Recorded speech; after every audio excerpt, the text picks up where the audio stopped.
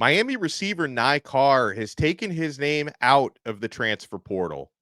Carr is staying with the Hurricanes, and I, for one, will not sleep on the significance.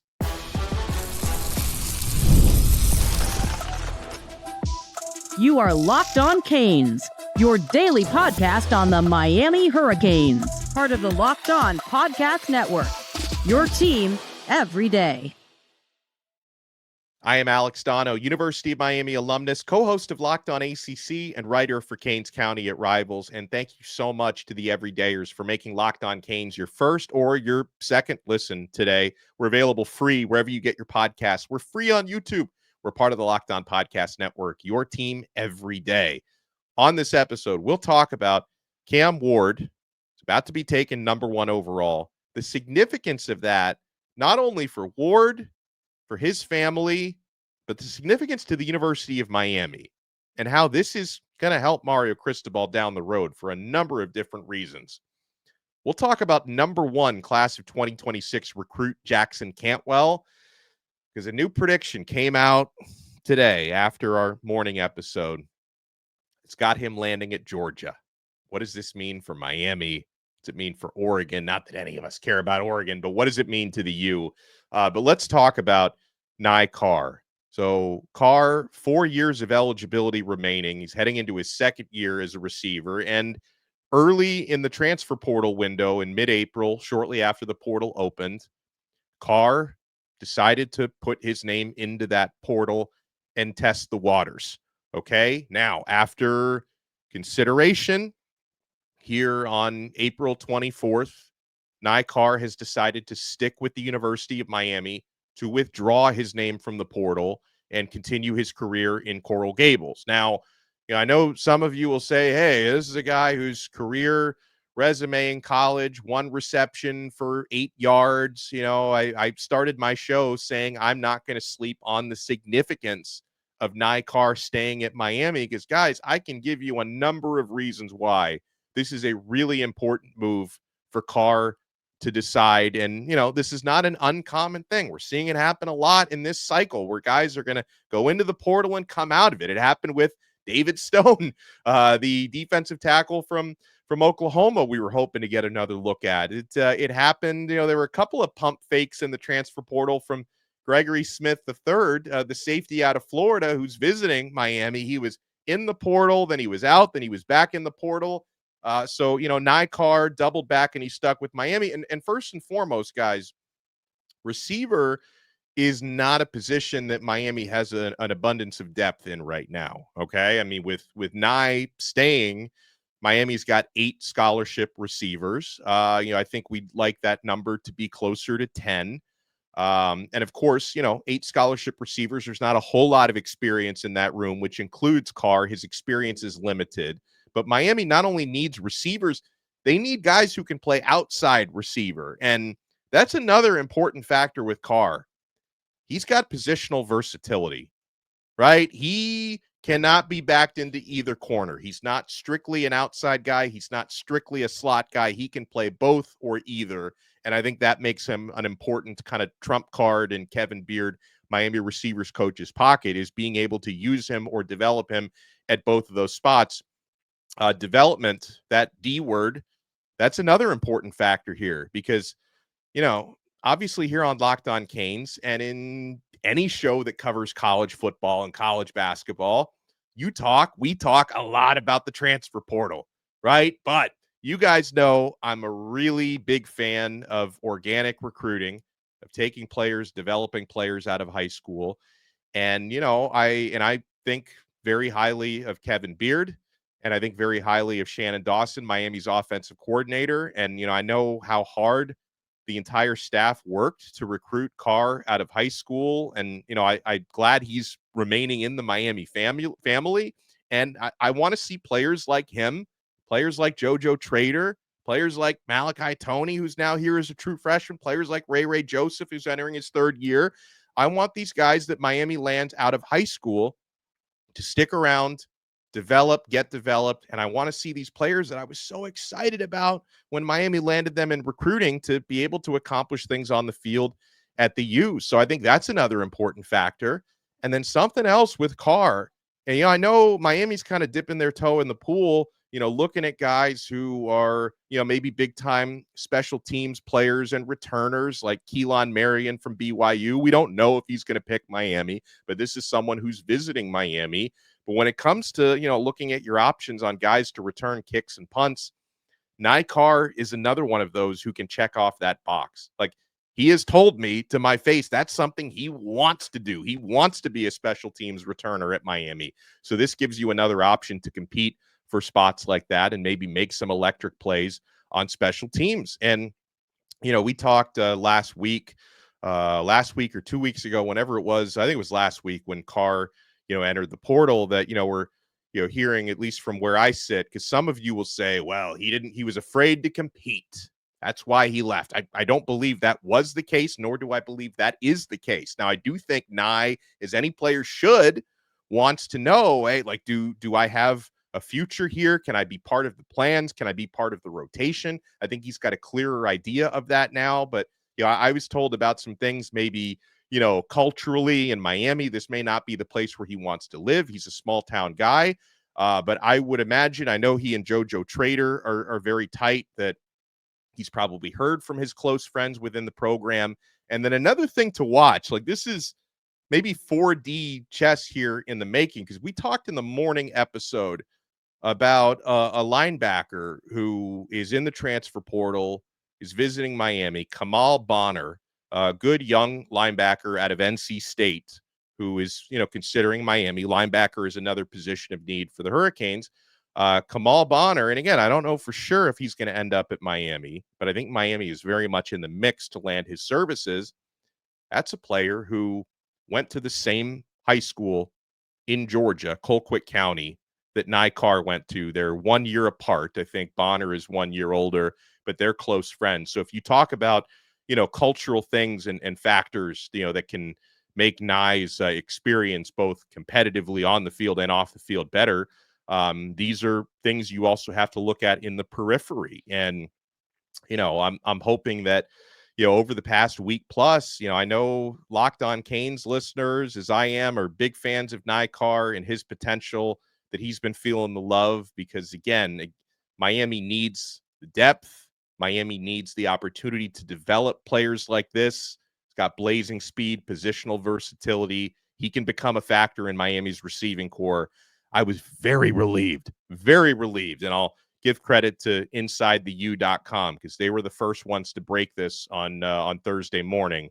Shout out to you guys, Gabby and David and the crew, for breaking the news that Carr will be withdrawing his name from the transfer portal and staying at the University of Miami, because I think this is big. Something else, and I'll tell you how I feel about this on the Jackson Cantwell situation. I'm not going to sit here and lie to your faces and say I still feel great about Cantwell, number one player in the class of 2026. I can't lie to you and say I feel great about him picking Miami. So, there was some buzz 2 weekends ago that he might kind of announce a surprise commitment. And at that time, really felt like Miami was a trending leader. So had he ended his recruitment at that point, I think Miami was in a great spot. And I'm not saying Miami isn't still in a very good spot. I'm not waving the flag of surrender. I think Miami still absolutely has a chance to draft Jackson, or not to draft. I'm thinking draft because it's draft day. I think Miami absolutely has a chance to land a commitment from Jackson Cantwell. But, then he announced that April 30th commitment date and added a visit to Oregon. And then last night, he pushes his announcement date back to May 13th, and he adds a visit to Georgia. Steve Wiltfong from on3sports.com. We used to call him the Grim Reaper, because if he made a recruiting prediction that went against your team, that's a wrap. It's done, right? Steve Wiltfong made a prediction for UGA to land Jackson Cantwell. Stacy Searles, their offensive line coach. That's, a familiar name for us. Searles was once upon a time the O-line coach at Miami. Kirby Smart, the great program prestige that they have in Georgia. It's a little closer to certainly it's closer than Eugene, Oregon is to Nixa, Missouri. It's also closer to where Miami is. So Wiltfong gives that prediction for Georgia. But I will caution, and this is not to take anything away from Wilt Fong, but you've noticed in recent recruiting cycles, he does a lot more predictions, and sometimes the predictions will change. So again, like, let's not look at this and say it's a wrap, it's completely over. I think Georgia is obviously perceived to be in a very good spot, but so is Miami. I know Miami has really put the work into this recruitment. Cantwell has referred to Miami's dynamic duo of Mario Cristobal and Alex Mirabal as the top offensive line coaching in America. This is a spot where he understands he can be developed. I'm sure he's getting seismic NIL offers from his top teams. I have no reason to believe Miami isn't very competitive, even going up against programs like Georgia and Oregon.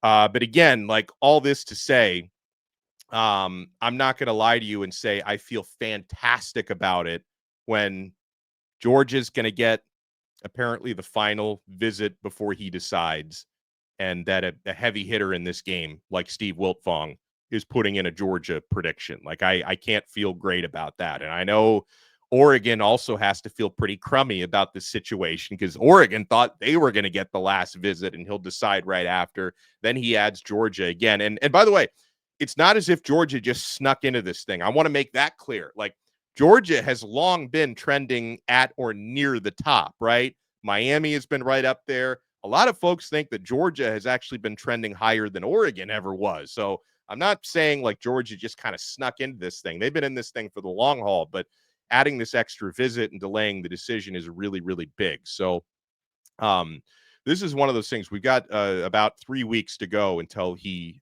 announces and until he makes up his mind, because he might still be legitimately undecided. Recruiting 5 stars, top player in the class, it's always a roller coaster. A lot can develop, a lot can change over the next few weeks. So we will continue to monitor this bumpy roller coaster of Jackson Cantwell's recruitment. But advantage Georgia today, I'll say that. Now, speaking of recruiting, I don't want to undersell the Cam Ward effect, because I know you're going to see this from rival fans, like, oh, this guy, a 1-year rental, you didn't develop him. We'll talk about the Cam Ward effect when we come back. You want to keep it locked right here, my friends. We're not done yet on Locked On Canes. And I'm only getting started with FanDuel. The NBA playoffs are here, and FanDuel is giving new customers an incredible way to get in on the action. Right now, when you join FanDuel and place your first $5 bet, you get $250 in bonus bets if your bet wins. I love how FanDuel makes betting so easy, whether it's picking my favorite team or diving into player props. From three-pointers to steals to assists, FanDuel has so many ways to bet your favorite player props. Plus, after the game tips off, you can even combine live prop bets into a same-game parlay for a chance to win big. Do not miss out. Head to FanDuel.com and claim your $250 in bonus bets today. Guys, we're also proudly brought to you by Amazon Fire TV. I've been getting a lot of mileage out of my Fire TV stick. Did you know your Fire TV is also an Xbox? Turn any TV into your gaming and entertainment hub with Fire TV Stick 4K devices. No console required. Just grab your paired controller, subscribe, or sign in to Xbox Game Pass Ultimate with EA Play included, and you're ready to play. Dive into hundreds of premium titles from EA Sports, College Football 25 to Call of Duty Black Ops, and Avowed as easily as you stream your favorite shows. It's gaming made simple, and it's all on your Fire TV. Guys, you get that 4K streaming. You watch more than 1.5 million movies and TV episodes, which are all available from your favorite subscribed services like Netflix, Prime Video, Disney Plus, Max, and so much more.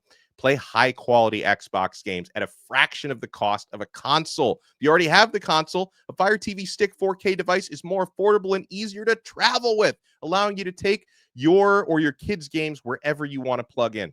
Guys, head to Amazon.com/Fire TV Locked On to get started. Xbox Game Pass Ultimate subscription and compatible controller required. Available on select devices, including Fire TV 4K Stick, Fire TV Stick 4K Max, and Fire TV Cube.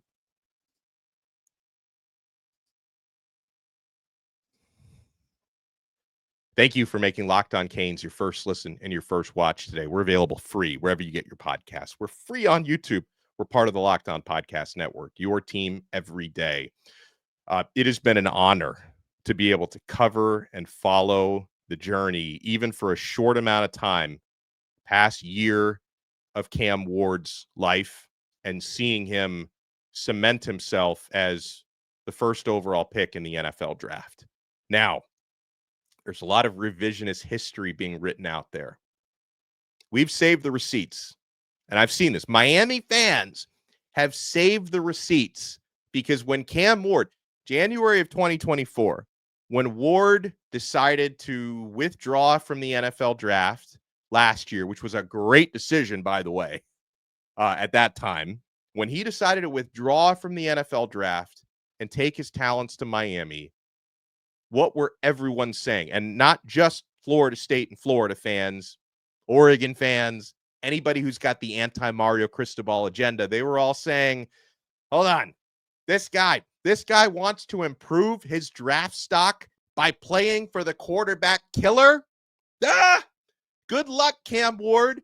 You're going to go to a 6-6 team that's going to run the ball 1,000 times a game. You're going to fall out of the NFL draft completely.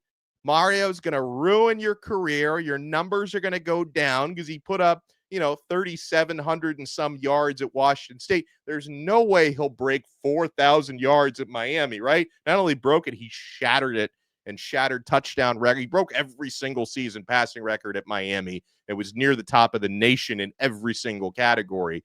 And so that was what was being said at the time Cam Ward committed to Miami. And you've noticed how the haters, and these are not necessarily Cam Ward haters, but the Miami haters and the Cristobal haters, you notice how they've now changed the narrative, because obviously you can't pick apart the sterling season that Cam Ward just had. So now the narrative is, well, that Cristobal got lucky. He didn't do any of that. Why is anyone giving Mario credit for Cam Ward's season? He brought this guy in fully developed out of Washington State. Ward carried the offense, and they still couldn't even win a Pop-Tart Bowl. Like, that's the narrative being taking any credit away from Miami, taking any credit away from Mario Cristobal. Here are the two important points, folks. Number one, okay? Anyone who tries to accuse Cristobal of, he just brought in Cam Ward, didn't do anything to develop the guy. What was Cam Ward's draft stock after the 2023 season at Wazoo? He was going to be 5th round pick. That was where his draft stock was. Obviously, we all believe Ward deserved better than that, but that's where his draft stock was before he arrived at Miami. 5th round pick, a guy with perceived fumbling problems. So he comes to Miami and he plays for the guy that you call a quarterback killer, right? You're not going to be able to do anything in that offense. Mario Cristobal hands the keys to his offense to Cam Ward, to offensive coordinator Shannon Dawson, gives Cam Ward freedom, gives him autonomy, gives him collaboration. And Ward goes out there, shatters program records. And Miami, if you haven't noticed, have had some good quarterbacks over the years. Torretta, Walsh, Testaverde, Kozar. That's the guy who most of the records had been previously before Ward got here. Dorsey.